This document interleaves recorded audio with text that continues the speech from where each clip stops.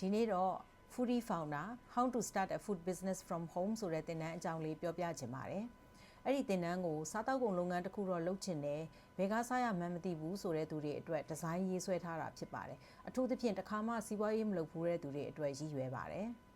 ။ဒီသင်တန်းမှာပထမအဆုံးအနေနဲ့ကတော့မိမိရဲ့လက်ရှိအခြေအနေစီးပွားရေးလုပ်ဖို့အတွက်ကိုယ့်ရဲ့ကျွမ်းကျင်မှုဝါသနာအခြားလုပ်ငန်းစတင်ဖို့အစဉ်သင်းဖြစ်မှုတွေကိုကိုယ်တိုင်အကဲဖြတ်သုံးသပ်ဖို့အပိုင်းကဏ္ဍနဲ့စတင်ထားပါတယ်။ပြီးတော့အခုခေတ်စားနေတဲ့အစားအသောက် trend တွေကိုဖြည့်ဆည်းပေးခြင်းတဲ့ဈေးကွက်ကိုဘယ်လိုနားလည်အောင်ကြည့်ကြမလဲဆိုတဲ့အပိုင်းတွေ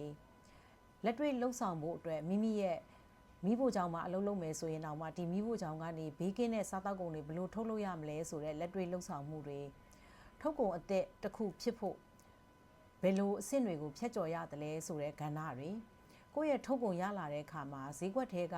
ဒီထုတ်ကုန်ကိုလက်ခံနဲ့လက်မခံဘူးသိအောင်ဘယ်လိုလေ့လာရမလဲဆိုတဲ့အကြောင်းတွေ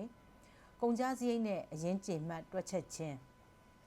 စားတောက်ကုန်ထုတ်လုပ်တဲ့အခါမှာတရားဥပဒေနဲ့စီမင်းစည်းကမ်းတွေကိုလိုက်နာဖို့အတွက်လိုအပ်တဲ့စီမင်းစည်းကမ်းလိုက်နာခြင်း